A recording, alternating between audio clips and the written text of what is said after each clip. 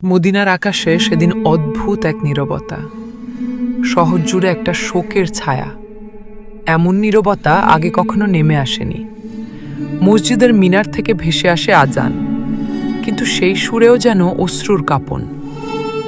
আজ মদিনার প্রতিটি হৃদয় ভেঙে যাচ্ছে, কারণ আমাদের প্রিয় নবীজির অসুস্থতার খবর শহর জুড়ে ছড়িয়ে পড়েছে। এই খবর ছড়িয়ে পড়তেই পুরো শহরটা যেন নিঃশ্বাস বন্ধ করে দাঁড়িয়ে আছে। হযরত ফাতেমা রাদিয়াল্লাহু তাআলা আনহা দ্রুত ছুটে যাচ্ছেন তার বাবার ঘরের দিকে। চাদরের কোনা বাতাসে উঠছে, চোখে অশ্রুর ঝড়, পা যেন মাটি স্পর্শ করছে না। প্রতিটি পদক্ষেপে কাঁপছে বুক, মনে শুধু একটাই ভাবনা, আমার বাবা, আমার প্রিয় রাসূল, তিনি কেমন আছেন? ঘরের দরজার কাছে এসে তিনি থমকে দাঁড়ালেন। ভিতর থেকে চাপা কান্নার শব্দ ভেসে আসছে। ঘরের ভিতরে প্রবেশ করতেই দেখা গেল সাহাবায়ে কেরাম বসে আছেন নীরবতায়। কেউ মাথা নিচু করে অশ্রু লুকাচ্ছেন, কেউ হাত তুলে দোয়া করছেন, কিন্তু শব্দ বের হচ্ছে না। কেউ পাথরের মতো স্থির হয়ে বসে আছে, যেন হৃদয়টাই বন্ধ হয়ে গেছে। আজ কেউ কথা বলতে পারছে না। আজ মদিনায় এক শব্দই ভূমিকাটা বদলাতে পারে, কিন্তু বলতে পারছে না। আজ মদিনায় বাতাসও কথা বলতে ভুলে গেছে। নবীজি কক্ষের এক কোণে শুয়ে আছেন শান্ত হয়ে, কিন্তু দেহ ক্লান্ত। তার শরীরে দুর্বলতা ভর করেছে, কিন্তু মুখে এখনো সেই চিরচেনা নরম আলো, সেই রহমত। হযরত ফাতেমা এসে বাবার হাত ধরে বসলেন, কিন্তু নবীজির অসুস্থতা দেখে তার চোখ ভিজে যায় মুহূর্তেই। হঠাৎ নবীজি ধীরে ধীরে বললেন, হে আয়েশা, আবু বক্করকে খবর দাও। কিন্তু কথাটা সম্পূর্ণ হওয়ার আগেই দরজা ধীরে ধীরে খুলে যায়। হযরত আবু বকর রাদিয়াল্লাহু তাআলা আনহু ঘরে প্রবেশ করলেন। তার চোখে অশ্রুতে ভরা মুখে কষ্টের ছাপ। তিনি এসে নবীজির পায়ের কাছে বসে পড়লেন, যেন তার সমস্ত শক্তি ভেঙে পড়েছে। উপস্থিত সবাই জানে আজকের মুহূর্তগুলো খুবই মূল্যবান। এই আলোভরা মানুষটিকে ধরে রাখার সময় আর খুব বেশি নেই। ঘরের ভিতরের নীরবতা আরো গভীর হয়ে উঠেছিল। সবাই নিঃশ্বাস আটকে তাকিয়ে আছে প্রিয় নবীজি সাল্লাল্লাহু আলাইহি ওয়াসাল্লামের দিকে। সেই মুহূর্তে নবীজি সাল্লাল্লাহু আলাইহি ওয়াসাল্লাম ধীরে মাথা তুলে আবু বকরের দিকে তাকালেন। চোখে স্নেহ, মমতা আর শেষ নির্দেশের ভার।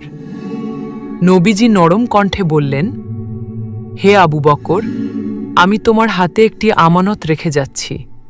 তুমি আমার সাহাবীদেরকে দেখে রাখবে এবং সকল দায়িত্বের কথা মনে রাখবে। এই শব্দগুলো ঘরের বাতাসকে কাঁপিয়ে দিল। আবু বকর রাদিয়াল্লাহু তাআলা আনহুর চোখ বেয়ে বেয়ে অশ্রু ঝরতে লাগল। এটাই ছিল তার প্রিয় নবীর শেষ দায়িত্ব, শেষ উপদেশ, শেষ ভালোবাসার স্পর্শ। হঠাৎ ঘরের পরিবেশ বদলে গেল। কথাগুলো শেষ হতেই ঘরের ভিতরে এক অদ্ভুত পরিবর্তন শুরু হলো। দেয়ালগুলো যেন আলোতে ভরে উঠল। এক অনন্য নূরের জলকানি চারদিকে ছড়িয়ে পড়ল। হযরত আয়েশা রাদিয়াল্লাহু তাআলা আনহা বিস্ময়ে তাকিয়ে রইলেন। এমন আলো, এমন প্রশান্তি, এমন শক্তি তিনি আগে কখনো অনুভব করেননি। ঠিক তখনই ঘরের দরজার দিকে সবার দৃষ্টি গেল। বাহিরে দাঁড়িয়ে আছে এক সুদর্শন ব্যক্তি। তার চেহারা অজানা এক জ্যোতিতে আলোকিত, মাথা নত, কিন্তু উপস্থিতি গম্ভীর ও শক্তিময়। নবীজি ধীরে ধীরে জিজ্ঞাসা করলেন, দরজার বাহিরে কি কেউ অপেক্ষা করছে? তখন ফাতেমা রাদিয়াল্লাহু তাআলা আনহা এগিয়ে গেলেন, দরজার দিকে তাকালেন। তিনি ভয়ে শ্রদ্ধায় কাঁপতে কাঁপতে বললেন, ইয়া রাসূলুল্লাহ, আমি তাকে চিনি না। তিনি খুবই রূপবান, কিন্তু আমি তাকে চিনি না। তখন নবীজি সাল্লাল্লাহু আলাইহি ওয়াসাল্লাম মুচকি হাসলেন, খুব নরম, খুব শান্ত সেই হাসি। তারপর বললেন, হে ফাতেমা, তুমি তাকে কিভাবে চিনবে? তিনি তো এমন এক পরাক্রমশালী ফেরেশতা যিনি কখনো খালি হাতে ফিরে যান না। তিনি হলেন মালাকুল মাউত। ফাতেমার হৃদয় যেন থমকে গেল, শরীর কেঁপে উঠল, চোখ ভরে উঠল অশ্রুতে। তিনি বাবার পাশেই বসে পড়লেন, দু হাত ধরে রাখলেন তার হাত। ঘরের প্রতিটি কোনো বাড়ি হয়ে উঠল। এমন সময় দরজায় ধীরে ধীরে পদধ্বনি শোনা গেল। হযরত আলী রাদিয়াল্লাহু তাআলা আনহুর। তিনি প্রবেশ করলেন। চোখে গভীর কষ্ট, মুখে নিস্তব্ধতার ছায়া। তিনি এগিয়ে এসে ধীরে ধীরে বললেন, আসসালামু আলাইকুম ইয়া রাসূলাল্লাহ। তখন নবীজি সাল্লাল্লাহু আলাইহি ওয়াসাল্লাম তার প্রিয় চাচাতো ভাই ও জামতার দিকে তাকালেন। ঠিক তখনই মালাকুল মাউত হযরত আজরাইল আলাইহি ওয়াসাল্লাম আরও এক পায়ে এগিয়ে এলেন। তার কণ্ঠ গম্ভীর কিন্তু সম্মানে পরিপূর্ণ। সে বলল, হে আল্লাহর রসূল, আল্লাহ তাআলা আমাকে আপনার কাছে পাঠিয়েছেন। আপনি যদি অনুমতি দেন তবে আমি আপনার রুহু কবজ করব, আর যদি আপনি না চান তবে আমি ফিরে যাব। যতদিন আপনি ইচ্ছা করবেন ততদিন আপনি দুনিয়ায় অবস্থান করবেন। এই শব্দগুলো শুনে ঘরের সবাই স্তব্ধ। এমন সম্মান, এমন সুযোগ শুধু আল্লাহর রাসূলের জন্যই। নবীজি কিছুক্ষণের জন্য চোখ বন্ধ করলেন। শ্বাস ভারী হয়ে এলো। তারপর খুব ধীরে ধীরে বললেন, হে আজরাইল, আমার এখনও আল্লাহর সঙ্গে একটি কথা বাকি আছে। তখন আজরাইল আলাইহিস সালাম ভক্তির সাথে মাথা নত করলেন। ইয়া রাসূলুল্লাহ, ইয়া রাসূলুল্লাহ। কোনো কথা বাকি আছে। তখন নবীজি সাল্লাল্লাহু আলাইহি ওয়াসাল্লাম নরম কণ্ঠে বললেন, আমার প্রিয় ভাই জিব্রাইল কোথায়? আমি তার সাথে একবার দেখা করতে চাই। এই কথা বলা মাত্রই যেন আকাশমণ্ডলে প্রতিধ্বনিত হল। এমন অনুরোধ, এমন মুহূর্ত, ফেরেশতাদের হৃদয় যেন কেঁপে উঠল। সেই সময় হযরত জিব্রাইল আলাইহি ওয়াসাল্লাম প্রথম আসমানে অবস্থান করছিলেন। নবীর ডাকে তার সত্তা কেঁপে উঠল। এক নিমিষে বজ্রের গতিতে তিনি নেমে এলেন। ঘর ভরে উঠল এক অনন্য নূরের আবরণে, এত প্রশান্ত, এত পবিত্র, যেন জান্নাতের সুবাস। হযরত জিব্রাইল আলাইহিস সালাম ঘরে দাঁড়ালেন, চোখে অস্ত্র, মুখে ভালোবাসা ও বেদনার ছাপ। তিনি বললেন, হে আল্লাহর রসূল, আপনি কেন কাঁদছেন? তখন নবীজি সাল্লাল্লাহু আলাইহি ওয়াসাল্লামের চোখে অশ্রুতে ভরে উঠল। তিনি মমতা কণ্ঠে বললেন, হে আমার প্রিয় ভাই জিব্রাইল, আমি এই দুনিয়া থেকে বিদায় নেওয়ার সময় একটি মাত্র চিন্তায় আছি, আমার উম্মতদের জন্য। তারা তো গুনাহ করে, দুর্বল, ভুল করে। আমি তাদের ভবিষ্যৎ নিয়ে উদ্বিগ্ন। তুমি কি আমার আল্লাহর কাছে গিয়ে তাদের ব্যাপারে জেনে আসতে পারো? এই কথা বলতেই তার কণ্ঠ কেঁপে উঠল। ফাতেমা জোরে জোরে কেঁদে উঠলেন। আয়েশা হাত দিয়ে মুখ ডাকলেন। আবু বকর ও আলীর অশ্রু আর থামানো গেল না। নবীজি সাল্লাল্লাহু আলাইহি ওয়াসাল্লাম অন্য কারো জন্য নন, তার নিজের কষ্ট নিয়েও নন। তিনি কাঁদছেন শুধুমাত্র তার উম্মতদের জন্য। জিব্রাইল আলাইহিস সালাম সাথে সাথে মাথা নত করে বললেন, ইয়া রাসূলাল্লাহ, আমি এখনই আরশের দরবারে যাচ্ছি। এক নিমিষেই তিনি ঘর থেকে অদৃশ্য হয়ে গেলেন। কিন্তু জিব্রাইল, অতুলনীয় সেই শক্তিশালী ফেরেশতা, আজ কাঁদছেন। করুণাময় আল্লাহ রাব্বুল আলামিন তো সবকিছুই জানতেন, কিন্তু তার প্রিয় বান্দার প্রতি মমতার জন্যই মৃদু কণ্ঠে জিজ্ঞাসা করলেন, হে জিব্রাইল, তুমি কাঁদছ কেন? তখন জিব্রাইল আলাইহিস সালাম কাপা কণ্ঠে বললেন, ইয়া রব, আপনার প্রিয় হাবিব মুহাম্মদ সাল্লাল্লাহু আলাইহি ওয়াসাল্লাম তার গুনাহগার উম্মতদের ভবিষ্যৎ নিয়ে কাঁদছেন। আমি সেই কষ্ট, সেই ভালোবাসা সহ্য করতে পারছি না, তাই আমিও কাঁদছি। এই কথা শুনে আসমানের পরিবেশ আরও গভীর নীরব হয়ে গেল। তখন পরম দয়ালুদাতা আল্লাহ তাআলা বললেন, হে জিব্রাইল, তুমি আমার হাবিবকে সুসংবাদ দাও। তিনি তার উম্মত নিয়ে যা ভয় করছেন সে ভয়ের কোনো প্রয়োজন নেই। আমার রাসূল যেমন দয়া করেছেন আমি তেমনি দয়া করব। কিয়ামতের দিন যতক্ষণ না তিনি সন্তুষ্ট হবেন আমি ততক্ষণ পর্যন্ত তার উম্মতের গুনাহ ক্ষমা করব। এমনকি অনেককে কোনো হিসাব ছাড়াই জান্নাতে প্রবেশ করিয়ে দিব। এই প্রতিশ্রুতির আলোতে আকাশ ভরে উঠল। জিব্রাইল আলাইহিস সালাম আর দাঁড়িয়ে থাকতে পারলেন না। তিনি দ্রুত মদিনার দিকে রওনা হলেন। এমন সুসংবাদ পৌঁছে দিতে তার দেহ কেঁপে উঠছে। এক নিমিষে তিনি আবার নবীজির ঘরে উপস্থিত হলেন। নবীজি সাল্লাল্লাহু আলাইহি ওয়াসাল্লাম তার দিকে তাকিয়ে নরম কণ্ঠে জিজ্ঞাসা করলেন, হে আমার প্রিয় ভাই জিব্রাইল, তুমি কাঁদছ কেন? আল্লাহ তাআলা তোমাকে কি বললেন? তখন জিব্রাইল আলাইহিস সালাম চোখ মুছে বললেন, হে রাসূলুল্লাহ, আল্লাহ আপনার জন্য অপেক্ষা করছেন। তিনি আপনাকে সুসংবাদ দিয়েছেন। আপনার উম্মতের জন্য তার দয়া অসীম। তারপর তিনি কাঁদতে কাঁদতে বললেন, কিন্তু আমি কাঁদছি অন্য কারণে। আজকের পর আমি আর কখনো আপনার কাছে ওহী নিয়ে আসতে পারব না। আমি বহু নবী রাসূলের কাছে প্রেরিত হয়েছি, কিন্তু আপনার কাছে সবচেয়ে বেশি এসেছি, সবচেয়ে বেশি সময় কাটিয়েছি। আজ সেই দায়িত্ব শেষ হয়ে যাচ্ছে, এটাই আমার ব্যথা। এই কথা শুনে ঘরের পরিবেশ আবারও কেঁপে উঠল। ফাতেমা আড়ালে মুখ লুকিয়ে কান্না করলেন। আয়েশা রাদিয়াল্লাহু তাআলা আনহা চোখ মুছলেন। আবু বকর মাথা নিচু করলেন। আলী দাঁতে দাঁত চেপে অশ্রু থামালেন। নবীজি ধীরে জিব্রাইলের হাত ধরলেন। চোখের স্নেহ, মুখে শান্তি। হে আমার ভাই জিব্রাইল, সান্ত্বনা নেও। তোমার কাজ পূর্ণ হয়েছে। আমার প্রতি যে সেবা করেছে, আল্লাহ তাআলা তা কবুল করেছেন। তারপর নবীজি সাল্লাল্লাহু আলাইহি ওয়াসাল্লাম মাথা ঘুরিয়ে মালাকুল মাউত হযরতে আজরাইলের দিকে তাকালেন এবং বললেন, হে ভাই আজরাইল, আমি প্রস্তুত। তুমি অনুমতি নিয়ে তোমার কাজ শুরু করো। ঠিক তখনই মালাকুল মাউত হযরতে আজরাইল আলাইহিসসালাম ধীরে ধীরে সম্মানের সাথে নবীজির পবিত্র বুকে হাত রাখলেন। তার চোখেও যেন অদৃশ্য অস্ত্র, কারণ আজ তিনি এমন একজনের রুহু কব্জ করতে যাচ্ছেন যার তুলনা পৃথিবীতে আর কেউই নেই।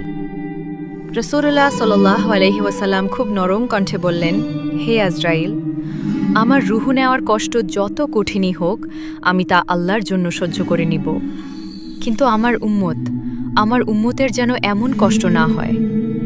এই কথা শুনে আজরাইল আলাইহিসসালাম নিচু মাথায় কেঁপে উঠলেন। তার কণ্ঠ ভারী হয়ে গেল, তবুও সম্মানের সাথে উত্তর দিলেন, ইয়া রাসূলুল্লাহ, আপনার উম্মতের সেই মুমিনরা যারা সত্যিকারের ঈমানদার, তাদের রুহু নেওয়া হবে এমন কোমলতায় যেমন একটি শিশু মায়ের কোলে দুধ পান করতে করতে শান্ত হয়, ঘুমিয়ে পড়ে। এই আশ্বাসে নবীজির মুখে এক শান্ত অদ্ভুত প্রশান্তির ছায়া নেমে এলো। তারপর চোখ দুটি আকাশের দিকে তুললেন, যেন আল্লাহর দিকে শেষ একবারের মতো সালাম পাঠাচ্ছেন। মালাকুল মাউত অত্যন্ত সম্মান, মর্যাদা ও নরম স্পর্শে নবীজি সাল্লাল্লাহু আলাইহি ওয়াসাল্লামের দেহ মোবারক থেকে তার রুহুকে কবজ করলেন। রুহুটি উঠতে লাগলো আকাশের দিকে। ফেরেশতারা সারিবদ্ধভাবে দাঁড়ালেন সম্মানে। নূর ছড়িয়ে পড়ল দরজার বাহির পর্যন্ত। ঘরটি হঠাৎ নিস্তব্ধ হয়ে গেল। হযরত ফাতিমা রাদিয়াল্লাহু তাআলা আনহা চিৎকার করে কেঁদে উঠলেন, কিন্তু কান্নার সে শব্দটিও যেন বাহিরে বের হয়নি। মা আয়েশা রাদিয়াল্লাহু তাআলা আনহার ঠোঁট কাঁপছিল, কিন্তু শব্দ বের হচ্ছিল না। সাহাবায়ে কেরাম কারো মুখে কোনো কথা নেই, শুধু চোখের পানি আর থেমে থাকা নিঃশ্বাস। ঘরের বাতাস ভারী হয়ে গেল। মদিনার আকাশ থমকে গেল, যেন পুরা পৃথিবী এক মুহূর্তের জন্য থেমে দাঁড়ালো। কেউ কথা বলতে পারছে না, কেউ বিশ্বাস করতে পারছে না। আজ যে বিদায় নিলেন, তিনি শুধু একজন মহামানব নন, তিনি ছিলেন দুনিয়ার রহমত, মানবতার মশাল এবং আরশের প্রিয় ব্যক্তি। নবীজি সাল্লাল্লাহু আলাইহি ওয়াসাল্লামের ইন্তেকালের কিছুক্ষণের মধ্যেই খবরটি পুরো মদিনা শহরে ছড়িয়ে পড়ল। নবীজি সাল্লাল্লাহু আলাইহি ওয়াসাল্লাম দুনিয়া থেকে চলে গেছেন। মানুষ দলে দলে ছুটছে, কেউ কান্নায় ভেঙে পড়ছে, কেউ জ্ঞান হারাচ্ছে, কেউ মসজিদে বসে মাথা ঠুকছে। এতিম হয়ে গেলাম, আমরা চিরতরে এতিম হয়ে গেলাম। মনে হচ্ছিল প্রতিটি বাড়ি, প্রতিটি রাস্তা, প্রতিটি গলি সব ভেঙে যাচ্ছে শোকে। আকাশও যেন চোখের পানি ফেলছে। নবীজি সাল্লাল্লাহু আলাইহি ওয়াসাল্লামের ইন্তেকালের খবর ছড়িয়ে পড়তেই যারা তাকে জানের চেয়েও বেশি ভালোবাসতেন, সেই সাহাবায়ে কেরাম, নারী পুরুষ সবাই যেন নিস্তব্ধ হয়ে গেলেন। এক মুহূর্তের জন্যই কেউ যেন ঠিকভাবে শ্বাস নিতে পারছিলেন না। কারো গলা ভেঙে কান্না বের হচ্ছিল, কারো শুধু চোখ দিয়ে পানি গড়াচ্ছিল, আবার কেউ কাঁদতে কাঁদতেই বাকরুদ্ধ হয়ে মাটিতে লুটিয়ে পড়েছিল। এই শোকাট্য বিশ্বাসভঙ্গের মতো সেই মুহূর্তে হযরত আব্দুল্লাহ ইবনে আব্বাস রাদিয়াল্লাহু তাআলা আনহু খবরটি শুনিয়ে যেন নিজের ভিতরটাকে ধরে রাখতে পারলেন না। তিনি কাঁপছিলেন, চোখের মধ্যে যেন বজ্রপাতের আলো, হৃদয় ঢেউয়ের মতো বেদনার বিস্ফোরণ। তিনি বললেন, না, কিছুতেই হতে পারে না। শুধু দুই হাত মুখে ধরে অশ্রুসাগরে ডুবতে লাগলেন। কিন্তু তার হৃদয়ের শক্তি আর সে শোকের আঘাত বহন করতে পারল না। চোখ বন্ধ হল, নিঃশ্বাস থেমে গেল এবং তিনি সেই মুহূর্তে ইন্তেকাল করলেন, প্রিয় নবীর বিচ্ছেদের শোকে। মদিনায় যেন আরেকটি বজ্রপাত হল। মানুষ হতবাক হয়ে তাকিয়ে রইল। এদিকে মসজিদের এক কোণে বসে হযরত বেলাল রাদিয়াল্লাহু তাআলা আনহুর অবস্থা আরও করুণ। গলায় যেন শব্দ আটকে আছে, কিন্তু কণ্ঠ বের হচ্ছে না। তিনি ভেঙে ভেঙে বলছিলেন, আমি কিভাবে আজান দিব, কিভাবে উচ্চারণ করব? মুহাম্মাদুর রাসূলুল্লাহ, যখন তিনি আজ আর আমাদের মাঝে নেই, কিভাবে সেই নাম তুলব আমি, যার জন্য আমার বুকের ভিতর এক পৃথিবী ভেঙে গেছে। তিনি একবার মসজিদের দিকে ছুটছেন, আবার একবার রাস্তার দিকে যাচ্ছেন। মানুষকে জিজ্ঞাসা করছেন, কম্পিত কণ্ঠে বলছেন, তোমরা কেউ কি আমার দয়ার নবীকে দেখেছ? কোথায় আমার মুহাম্মদ? কোথায় আমার প্রিয় রাসূল? কেউ কিছুই বলতে পারছিল না, কারণ সবার হৃদয় একইভাবে ভাঙা, একইভাবে রক্তক্ষরণ করছে সবার হৃদয়। এদিকে খবর পৌঁছালো হযরত ওমর রাদিয়াল্লাহু তাআলা আনহুর কাছে। তার মুখ বদলে গেল, চেহারা বিকৃত হলো, শোকের সাথে এক অদ্ভুত প্রতিক্রিয়া দেখা দিল। তিনি তলোয়ার বের করে গর্জে উঠলেন, না, এ কখনোই হতে পারে না। আমার রাসূল ইন্তেকাল করেননি। যে কেউ বলবে যে তিনি ইন্তেকাল করেছেন, আমি তাকে তলোয়ারে দ্বিখণ্ডিত করে ফেলব। মানুষ থমকে গেল। ওমর রাদিয়াল্লাহু তাআলা আনহু যেন নিজের হৃদয়ের আগুন চোখ দিয়ে বের করে দিচ্ছিলেন। তিনি বারবার বলছিলেন, তিনি মারা যাননি, তিনি আমাদের ছেড়ে যেতে পারেন না, তিনি আমাদের মাঝে আছেন। তখনই আবির্ভূত হলেন সত্যের পর্বত, বিশ্বাসের আলো, হযরত আবু বকর সিদ্দিক রাদিয়াল্লাহু তাআলা আনহু। তিনি মানুষের ভিড়ের সামনে দাঁড়িয়ে কাপা কণ্ঠে বললেন, হে মানুষ, জেনে রাখো, একমাত্র আল্লাহ তাআলাই চিরঞ্জীব। সমস্ত নবী ও রাসূলকে একদিন মৃত্যুর স্বাদ গ্রহণ করতে হবে। আজ আমাদের প্রিয় রাসূল সেই স্বাদ গ্রহণ করেছেন। তিনি বললেন, তিনি মারা যাননি, তিনি বেঁচে আছেন, তার দাওয়াতে, তার সুন্নাতে, তার চরিত্রে এবং আমাদের অন্তরের গভীরে।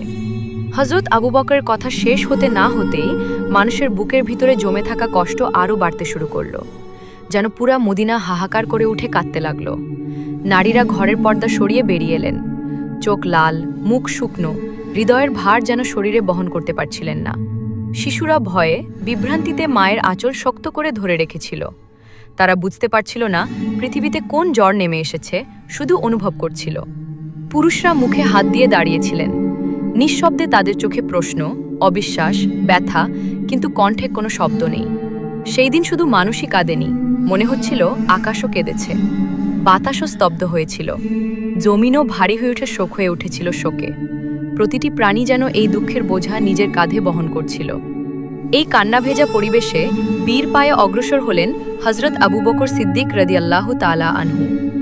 ধীরে ধীরে তিনি পৌঁছালেন সেই ঘরের দরজায়, যেখানে ছিল চিরনিদ্রায় সাইদ মানবজাতির দিশারি রহমাতুল লিল আলামিন। ঘরে প্রবেশ করতে এক অদ্ভুত নীরবতা তাকে গ্রাস করল, যেন জান্নাতের সুগন্ধ ছড়িয়ে আছে চারদিকে। ঘরের কোণে দাঁড়িয়ে থাকা প্রিয়জনদের চোখে অস্ত্র জমে আছে, হৃদয়ে ভারী শ্বাস ধীরে ধীরে চলছে, যেন তারা প্রত্যেকে নিজের ভিতর থেকে ভেঙে পড়েছে। তখন হযরত আবু বকর কাছে এগিয়ে এলেন, দেখলেন নবীজি সাল্লাল্লাহু আলাইহি ওয়াসাল্লামের মোবারক চেহারা এখনও নূরে উদ্ভাসিত, কত শান্ত, কত প্রশান্ত, যেন পৃথিবীর কোলাহল তাকে স্পর্শ করতে পারেনি। তিনি কাপা হাত দিয়ে নবীজির মোবারক মুখ উন্মুক্ত করলেন। তারপর চোখ ভিজে গেল অনিয়ন্ত্রণ অশ্রুতে, বুকের ভিতর যেন কিছু ছিঁড়ে যাচ্ছে। ধীরে ধীরে মাথা নত করে তিনি সেই পবিত্র চেহারায় চুম্বন করলেন। তার কণ্ঠ তখন ভেঙে আসছিল। তিনি মনে মনে বলতেছিলেন, আমার জানমালের চেয়ে, আমার মা বাবার চেয়েও বেশি আপনি আমার প্রিয়। আপনার জীবন যেমন ছিল পবিত্র, আপনার মৃত্যু তেমনি মর্যাদাপূর্ণ। আল্লাহর কসম, আপনাকে আর কোনো মৃত্যু ছুঁতে পারবে না। আপনি ছিলেন, আছেন এবং থাকবেন আমাদের অন্তরের গভীরতম স্থানে চিরদিন। ঘরের নীরবতা আরও বাড়ি হয়ে উঠল, চারদিকে যেন কান্নার ঢেউ ছড়িয়ে পড়ছে। হযরত ফাতেমা রাদিয়াল্লাহু তাআলা আনহার চোখে তখন অশ্রুর ঢল। কাপাক কণ্ঠে তিনি বললেন, আমার প্রিয় আব্বাজান আল্লাহর ডাকে সাড়া দিয়ে জান্নাতুল ফেরদাউসে চলে গেলেন, কিন্তু আমার এই অন্তরের জ্বালা, এই শূন্যতা, এই খবর রাখবে কে? তার সেই ক্রন্দন শুনে ঘরের বাতাসও যেন ভারী হয়ে উঠল। হযরত আলী রাদিয়াল্লাহু তাআলা আনহু শোকে স্তব্ধ পাথরের মতো নিস্তব্ধ হয়ে গেলেন, কথা বলার শক্তিও যেন হারিয়ে ফেললেন। এই কঠিন মুহূর্তেও হযরত আবু বকর সিদ্দিক রাদিয়াল্লাহু তাআলা আনহু নিজেকে সংযত রাখলেন, ধৈর্যের সঙ্গে সবাইকে সান্ত্বনা দিতে লাগলেন এবং মুসলিম উম্মাহকে বিভক্ত না হওয়ার উপদেশ দিলেন। প্রিয় নবীজি সাল্লাল্লাহু আলাইহি ওয়াসাল্লামের পবিত্র দেহ মোবারক তখনও ঘরের ভিতরে শায়িত। এমন সময় সামনে এলো একটি গুরুত্বপূর্ণ প্রশ্ন, মুসলিম জাতির পরবর্তী নেতা কে হবেন? রাসূলুল্লাহ সাল্লাল্লাহু আলাইহি ওয়াসাল্লাম পরিষ্কারভাবে কাউকে ঘোষণা করে যাননি, অতএব অভিজ্ঞ ও প্রজ্ঞাবান সাহাবিগণ একত্রিত হয়ে খেলাফতের বিষয়ে আলোচনা শুরু করলেন। আনসার ও মুহাজির প্রত্যেকে তাদের দৃষ্টিকোণ থেকে মত প্রকাশ করলেন। বিতর্ক যেন ক্রমে জ্বলে উঠছিল। ঠিক সেই মুহূর্তে হজরত ওমর ফারুক রাদিয়াল্লাহু তাআলা আনহু ধীর উপায়ের সামনে এগিয়ে এসে ঘোষণা করলেন, মুসলিম উম্মাহর নেতৃত্বের জন্য সর্বাধিক যোগ্য হলেন হজরত আবু বকর সিদ্দিক রাদিয়াল্লাহু তাআলা আনহু। আল্লাহর কসম, নবীজির পরে তিনি আমাদের প্রকৃত নেতা। তখন আবু বকর রাদিয়াল্লাহু তাআলা আনহুর হাতে তিনি প্রথম বয়াত গ্রহণ করলেন। অন্যান্য সাহাবিগণও সবাই এই সিদ্ধান্তকে মেনে নিল। হজরত আবু বকর রাদিয়াল্লাহু তাআলা আনহুকে প্রথম খলিফা হিসেবে নির্বাচিত করা হল। এরপর শুরু হল প্রিয় নবীর দাফন ও কাফনের প্রস্তুতি। রসুলুল্লাহ সাল্লাল্লাহু আলাইহি ওয়াসাল্লামের ঘরেই তার গোসলের ব্যবস্থা করা হল। কিছু সাহাবী এই পবিত্র দায়িত্ব পালনের জন্য এগিয়ে এলেন। তখন তারা বলেছিলেন, আল্লাহর কসম, নবীজির দেহ মোবারক থেকে এমন সুবাস ছড়াচ্ছিল যা দুনিয়ার কোনো সুগন্ধির সঙ্গে তুলনা হয় না। তখন আমাদের মনে হচ্ছিল যেন জান্নাতের ঘ্রাণে গড় ভরে গেছে। এই সময় এক সাহাবী অনুরোধ করে বললেন, আমি কি এই পবিত্র কাজে অংশ হতে পারি? হজরত উসামা ইবনে জায়েদ রাদিয়াল্লাহু তাআলা আনহু পানি এনে দিতেই তিনি গভীর বেদনায় বলে উঠলেন, হে আল্লাহর রসুল, আপনার এই বিদায় আমাদের এমন কিছু থেকে বঞ্চিত করল যা আর কখনো ফিরে পাওয়া যাবে না। আজ ওহিদ দরজা চিরতরে বন্ধ হয়ে গেল। আজকের দিনটা গোটা মানবজাতির জন্য সবচেয়ে গভীর শোকের দিন। হজরত আলী রাদিয়াল্লাহু তাআলা আনহু এবং হজরত আব্বাস রাদিয়াল্লাহু তাআলা আনহু নবীজি সাল্লাল্লাহু আলাইহি ওয়াসাল্লামের পবিত্র দেহ মোবারকে গোসল করানোর জন্য কাজ শুরু করলেন। এবং এই হৃদয় বিদারক মুহূর্তে হজরত আলী রাদিয়াল্লাহু তাআলা আনহু তার চোখের পানি ধরে রাখতে পারলেন না। তার চোখ দিয়ে অবিরাম অশ্রু ঝরছিল। হৃদয় শোকে ভরে গিয়েছিল। তিনি বলেছিলেন, আমি কিভাবে গোসল করাবো সেই মানুষকে যিনি ছিলেন সৃষ্টির শ্রেষ্ঠতম, সবচেয়ে পবিত্র। ইয়া রাসূলুল্লাহ, আপনার দেহ মোবারকের মতো সুবাস আমি আর কখনো অনুভব করিনি। সাহাবিগণ অত্যন্ত সম্মান ও ভালোবাসার সঙ্গে গোসলের কার্য সম্পাদন করলেন। গোসল শেষে নবীজি সাল্লাল্লাহু আলাইহি ওয়াসাল্লামের জন্য 3টি কাফনের কাপড়ের ব্যবস্থা করা হল। কিন্তু এরপরেই সাহাবিদের মধ্যে দাফনের স্থান নিয়ে মতভেদ দেখা দিল। কেউ প্রস্তাব করলেন উহুদের শহীদের পাশে দাফন করা হোক। আবার কেউ জান্নাতুল বাকির কবরস্থানে দাফনের প্রস্তাব দিলেন।